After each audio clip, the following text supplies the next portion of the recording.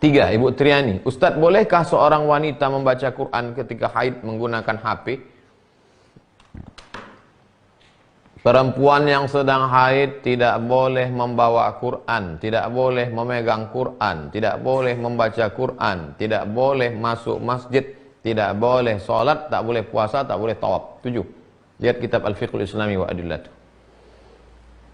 Qurannya kan di dalam, Pak Ustadz. Iya, beda memegang Quran yang zahir dengan memegang Quran yang ada di dalam program Quran digital. Tak apa-apa kau pegang, karena di dalam. Tapi membacanya tetap tak boleh. Ada 2 mazhab yang membolehkan. Pertama, mazhab Hambali. Boleh membaca kalau kau guru mengaji putus-putus. Ya ayyuha, alladzina, alladzina, kutiba, kutiba, alaikum, alaikum. Siam, siam, boleh, putus-putus. Kalau nyambung tak boleh. Ibu-ibu guru ngaji, boleh. Bacanya putus-putus. Yang kedua, yang hafal Quran. Adik-adik tahfiz yang hafal Quran boleh mengulangi hafalan menurut mazhab Maliki an zahri qalbin. Ngulangnya dalam hati, diam aja. 2 juz sekali ulang. Karena kalau kau tak ulang 2 juz, 7 hari masa halangan, 14 juz hilang. Maka boleh ngulang. Mazhab Maliki. Assalamualaikum Ustaz. Waalaikumsalam warahmatullahi wabarakatuh. Bagaimana hukumnya ibu niat puasa untuk anaknya tiap hari Jumat? Kalau anaknya itu sudah meninggal dunia, maka dia berkirim puasanya sampai. Aku berpuasa pahalanya untuk anakku sampai. Mana dalilnya? Man mata, siapa yang mati wa alaihi siyamun, punya utang puasa, sama'an waliyuhu. Haji sampai, solat sampai, puasa sampai, sedekah sampai, baca Quran sampai. Kalau anaknya itu masih hidup, puasa dia, maka puasanya itu adalah untuk tawassul. Anak ibu sedang di luar kota, tak bisa pulang karena PSBB. Ibu puasa. Sore pas berbuka mohon kepada Allah. Allahumma inni atawassalu ilaika bisiyami hadzal yaum. Aku bertawassul kepada Engkau ya Allah, berkat puasaku hari ini sehatkan anakku. Jauhkan dia dari narkoba. Jauhkan dia dari garong. Jauhkan dia dari corona. Nah, itu namanya tawassul. Berdoa kepada Allah, bertawassul dengan amal soleh. 2. Dari Ibu Tia. Ustadz, apa hukumnya tinggal dengan kakak ipar? Sama-sama menantu dan mertua.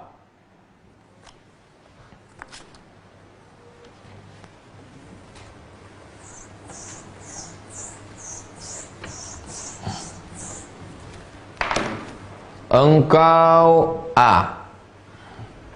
adik, kau punya kakak.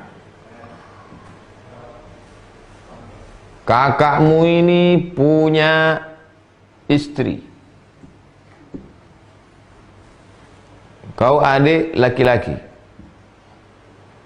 Kakakmu laki-laki. Istri. Maka kau tak mahram dengan dia. Lalu kemudian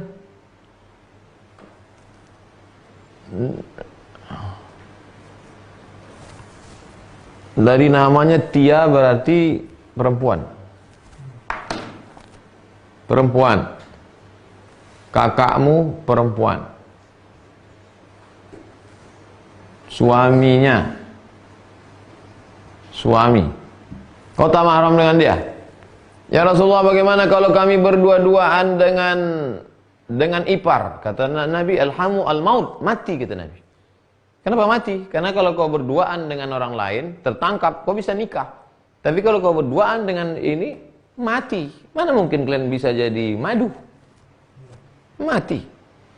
Lalu kemudian, suami kakakmu ini punya ayah. Karena dia tinggal sama mertuanya. Maka kau juga tak mahram dengan ayah dia. Kalau pergi mereka, lalu kau duduk di rumah. Dan sebab itu, jaga sampai jangan berdua-duaan di ruang tamu, di kamar, segala macam, di dapur. Lalu kemudian tetap jaga aurat. Nah, dengan syarat dan ketentuan berlaku. Jangan sampai berdua-duaan, la yakhluwanna rajulun ma'amra'atin illa ma'adhi mahramin. Kemudian menutup aurat.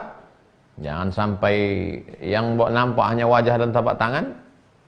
Jaga, insya Allah diselamatkan Allah Subhanahu wa taala. 4. Ustadz, soal tempat tinggal ingin milik sendiri meskipun sebenarnya ada dari orang tua tapi butuh waktu, apakah berarti tidak qanaah? Tempat tinggal ingin milik sendiri meskipun sebenarnya ada dari orang tua tapi butuh waktu, apakah berarti tidak qanaah? Kita disuruh berusaha. Keluar dari rumah bismillahirrahmanirrahim, tawakal, tapi tetap ada ikhtiar. Begitu juga dengan ini. Kalau umat Islam ini semua qanaah, tidak usaha, umat Islamnya akan mundur.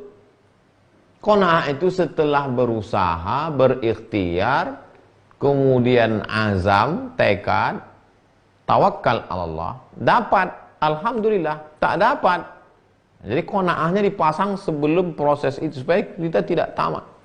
Dapat segitu, itulah yang dapat hasilnya. Jadi tetap berusaha, bisnis, supaya punya rumah sendiri, supaya ada bantuan dari orang tua, setelah itu tidak terlalu ngotot sampai menghalalkan yang diharamkan Allah SWT.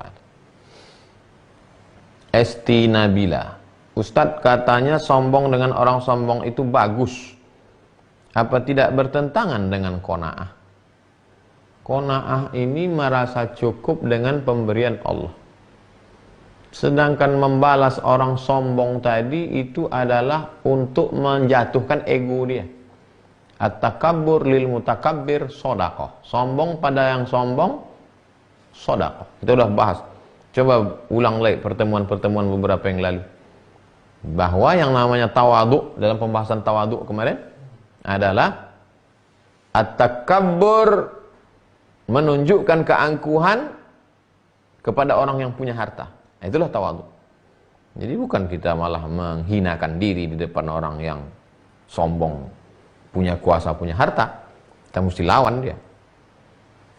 Terakhir, Ibu Ummu Hani, Ustadz, kalau lihat rumah atau mobil orang lain bagus lalu kita sholawatin banyak-banyak, apakah itu berarti tidak qanaah?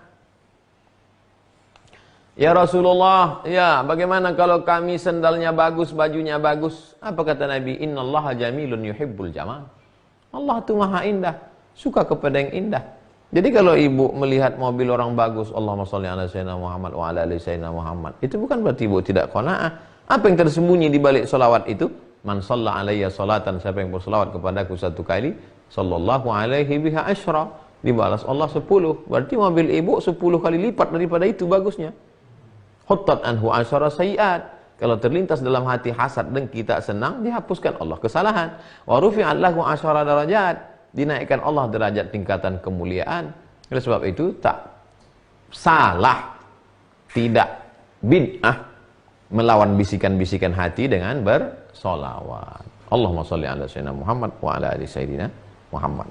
Sekali lagi, setelah kita bahas definisi qanaah dari awal sampai akhir, qanaah setelah berusaha, setelah ikhtiar, dapat yang diberikan Allah, itulah pembagian Allah, terima. Tapi tetap kalau dia bisnis, tetap ikuti aturannya. Jangan karena aturannya tidak benar, tidak sesuai juklak, tiba-tiba gagal, ketika kemudian direview, ketika kemudian dievaluasi orang, ini kenapa gagal? Pak, nggak usah dikaji-kaji. Ini sudah takdir Allah, kita qanaah aja. Oh, nggak bisa gitu. Sesuai dengan ketentuan, ketetapan, juklak, aturan, ADART semua komplit, tidak seperti yang diharapkan, maka pada saat itu kita berkata, inilah pembagian dari Allah Subhanahu wa taala. Iqna bima qasamallahu lak takun aghnan nas. Iqna bima qasamallahu lak, merasa cukuplah engkau dengan pembagian yang diberikan Allah, takun aghnan nas, kau menjadi orang yang amat sangat berkecukupan. Terima kasih segala perhatian, mohon maaf segala kesilapan. Besok kita akan ketemu dalam stasiun tawakal. Terima kasih. Subhanakallahumma wa bihamdika asyhadu an la ilaha illa anta astaghfiruka wa atubu ilaik. Wa sallallahu ala sayyidina maulana Muhammad wa ala alihi washabbihi wasallam. Alhamdulillahirabbil alamin. Wassalamualaikum warahmatullahi wabarakatuh.